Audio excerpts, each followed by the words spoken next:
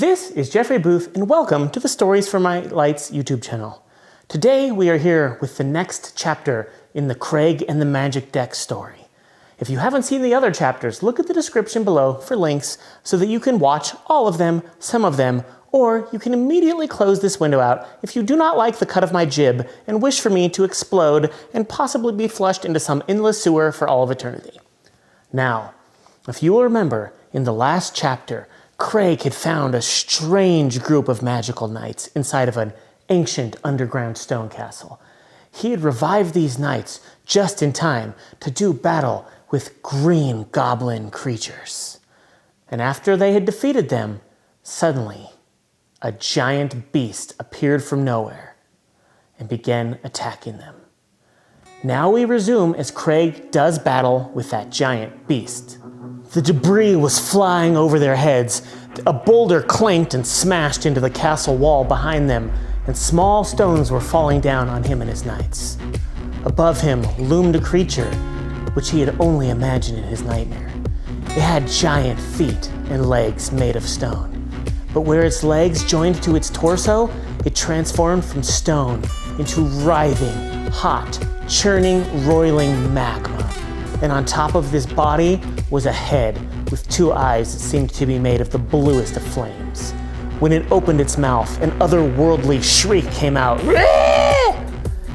and blue fire spat out as if it was a blowtorch. Very quickly, Craig knew that he and his knights were no match for this creature. So he opened up his deck and he found a card that had a picture of a shield on it. He barely had time to react, for the creature raised back a giant magma fist and went down to punch Craig and smash his knights. Craig held the card up and willed his energy into the card, and like magic, in front of them appeared a blue half sphere that fizzled and crackled and popped in the air. The creature's hand came down, smashed onto the shield, and for a moment there wasn't a sound. But then there was a crack like lightning, and the creature recoiled, seemingly holding its fist in pain, and made another horrendously awful shrieking noise. It stepped back a moment from the shield. "Come!" Craig said to his knights. He moved forward, and the shield seemed to move with him. Craig noticed it seemed to be fainter than before, as if somehow the shield had taken some sort of damage. He knew if they did not press their advantage now, there was nothing they could do to escape from the situation. So he rushed forward towards the creature, which seemed to surprisingly take a few steps backwards, as if it were afraid of them. "Charge!" he yelled to his knights. His knights ran forth under the cover of the shield and started hacking at the creature's legs with their blades. It didn't seem to do much damage. You could see the blades flecking away small bits of stone, but it did seem to enrage the creature, who tried to stomp on them. The knights began darting back and forth faster than it seemed possible for a massively heavy suit of armor. They would dart this way and that. As the creature would try to smash them with a heavy fist, they would roll out of the way or raise their shields to parry. One knight got smashed underfoot the giant creature, and now Craig was down to 4 knights. He knew he didn't have much time to spare. So he ran over to a space on the wall that had not yet been destroyed, and he looked at his deck of cards. There was one with a picture of a rope. He held it to his chest and imagined in his mind a rope dangling down from the top of the wall. And like magic, for that's what it was, a rope made of blue light came down. He pulled himself up to the top of the wall. He stood there looking through his deck. He knew there had to be something here that could help them kill the gargantuan stone and magma creature. And there he found it. It was a picture of rain. A rainstorm! At last, a use for this card. He took the card, he aimed it at the back of the creature's neck, and threw it almost as if it were a throwing knife. The card flew through the air, making a hissing sound as it went, and dug into the creature's back.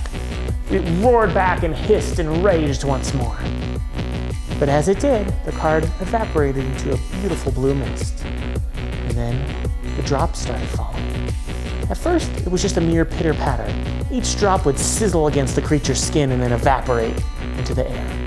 But after a while, it was a full rainstorm. The creature was hissing and writhing. Its magma seemed to be cooling.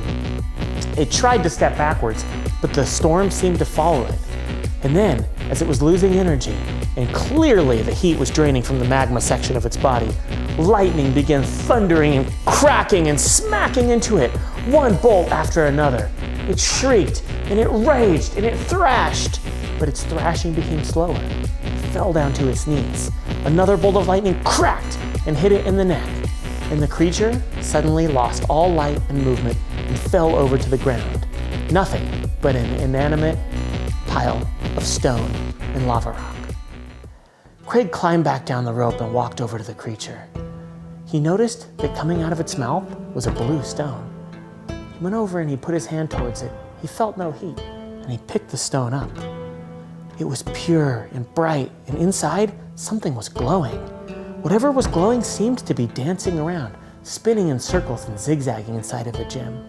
He didn't know what it was, but he suspected that perhaps it would come in handy, so he stuck it into his back pocket and walked over to his knights. He should say his knight, for during the battle, he wasn't sure whether it was from the storm or the creature's thrashing or perhaps just combat, but only one knight remained, the original that he had resurrected with his sword. "Follow me," he said, and they walked back out through the walls into the giant cavern from whence he had originally come.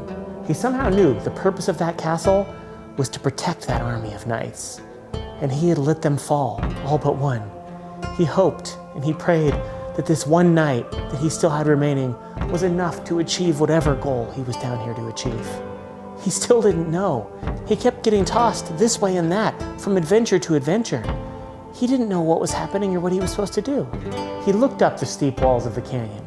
There was no way for him to get up there. His rope card was gone.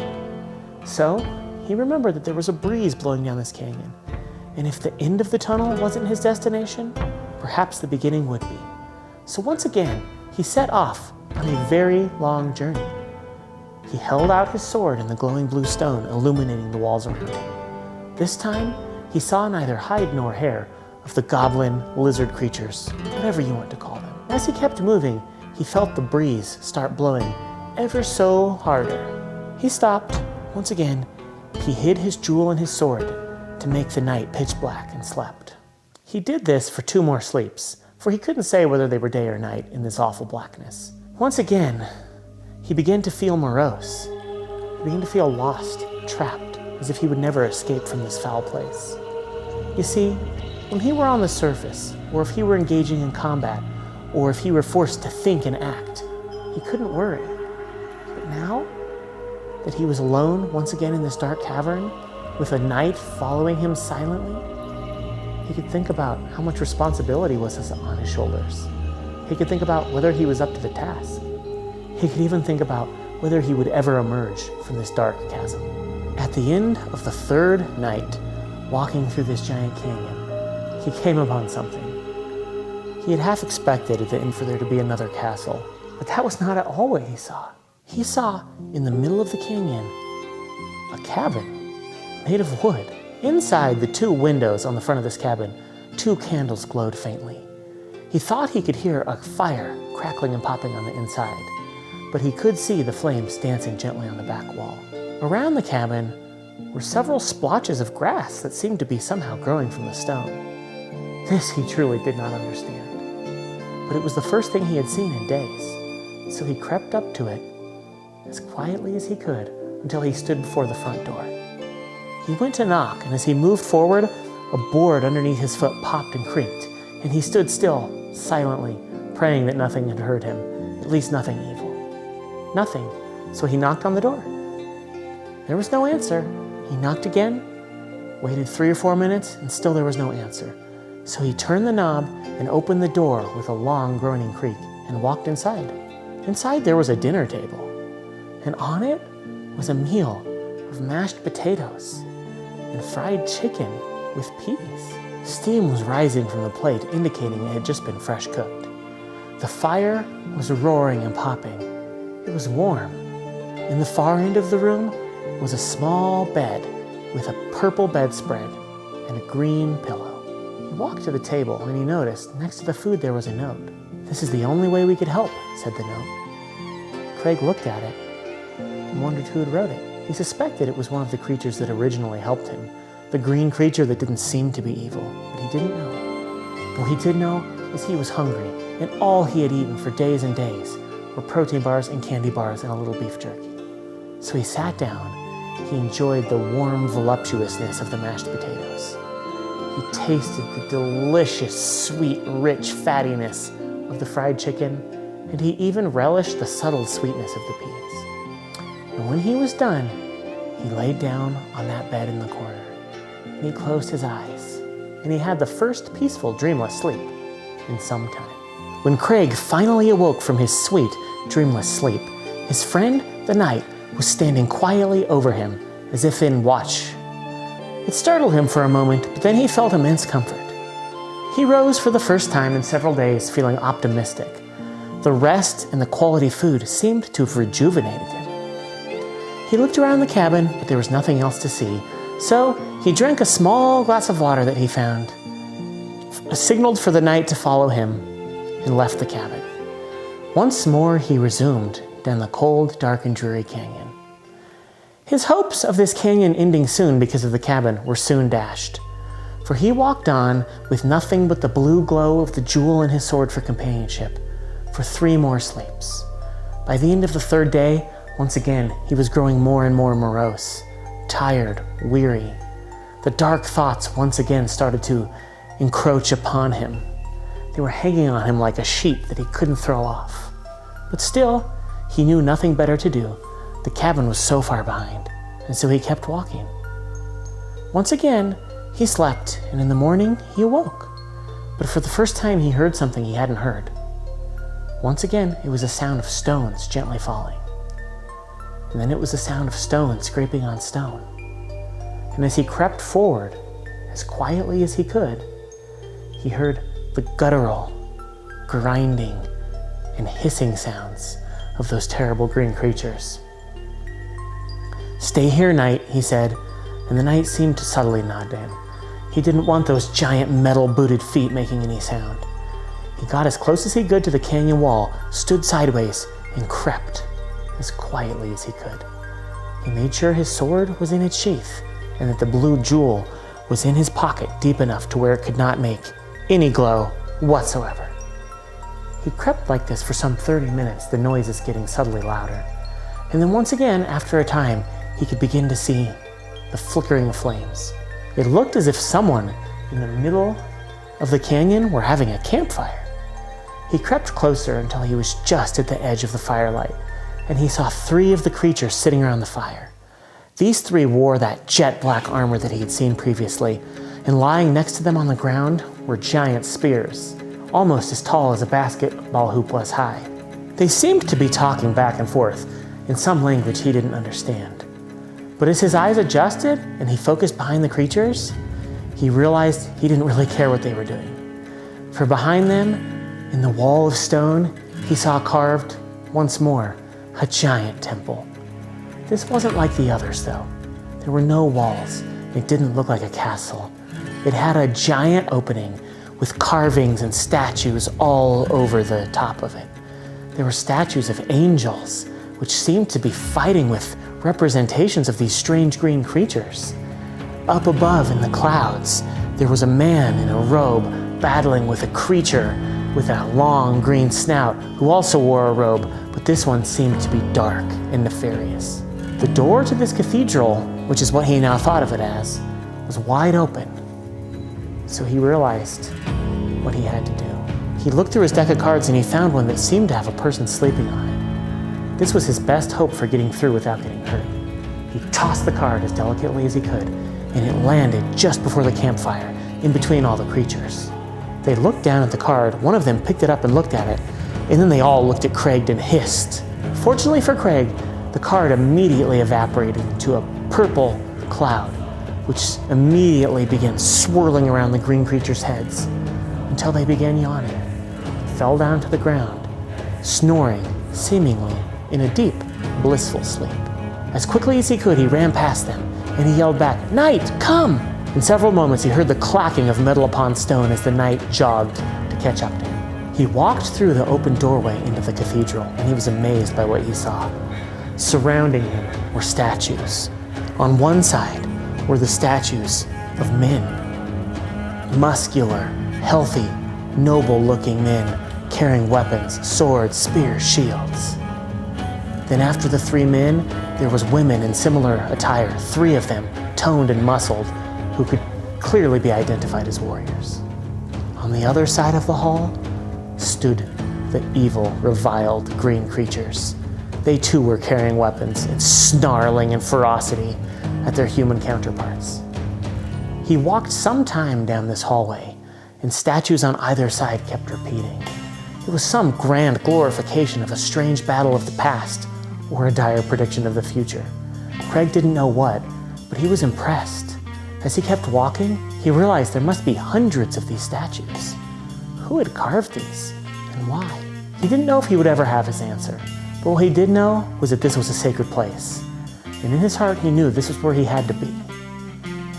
He got to the end of the passageway, and there was a set of stairs rising up to a throne.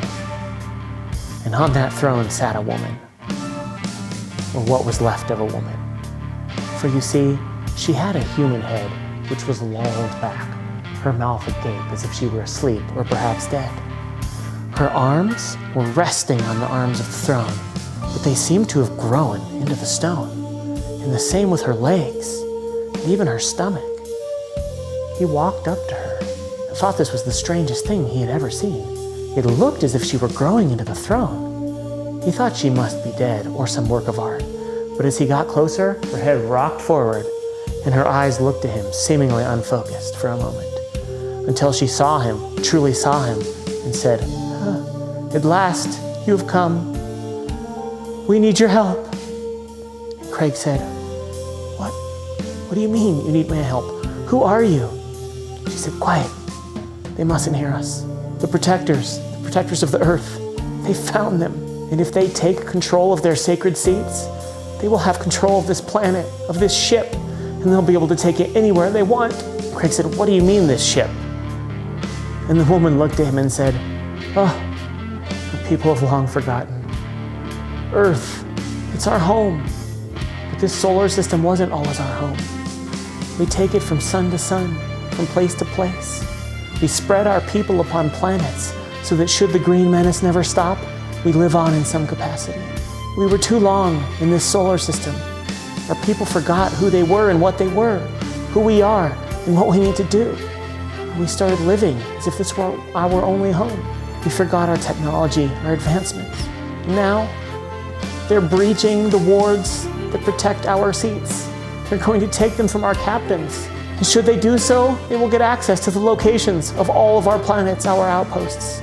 And the human race might finally face obliteration." She looked at him once again, though quiet. "I see you've got one of the knights and the sword. Good. Do you have the cards?"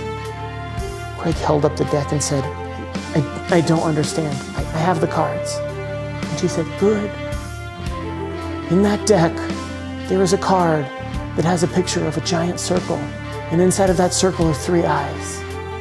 That is the card to take control of one of the seats. Should one of the pilots fall, you must take their place and ensure that nothing bad happens to this planet. And you must call for help so that we can get these green creatures off of our world and our ship. And Her head fell forward. Craig ran up to her. He had seen people in movies check people's pulse by putting their hands up to someone else's neck. He couldn't feel her pulse. He felt her growing colder. How long had she been here? How long had she been waiting for him? Why had she been growing into this stone? He didn't know. But now he knew why he was here, why there were the earthquakes. They were trying to move the Earth out of orbit. They were trying to fly it like a ship, but they weren't able to yet. What had she said? She said these creatures were trying to eradicate humans? This was much bigger than him. But he was the only one here who could do it. He knew what he must do. In his mind, somehow he understood that down one of those giant tunnels that the creatures had drilled, they had found the command deck, wherever these people were sitting upon their seats or their thrones. And they meant to dislodge them and take control. He had to find a way back up out of this canyon. He had to find a way up to save them or to get rid of the lizard people and rescue his planet. He was very alarmed to realize that the Earth was a giant spaceship. But Craig had always had a bit of heroism around him that he had never appreciated. So he closed the woman's eyes and said a prayer for her and walked back out into the canyon, trying to find a way to get up. And that is the end of this part of Craig and the Magic Deck. Join me next time as we move along in this epic story of a boy who finds himself in the strangest of circumstances. Alden, I want you to know that I love you, and I hope you have an excellent sleep tonight. You will always be in my heart, no matter how far apart. I love you.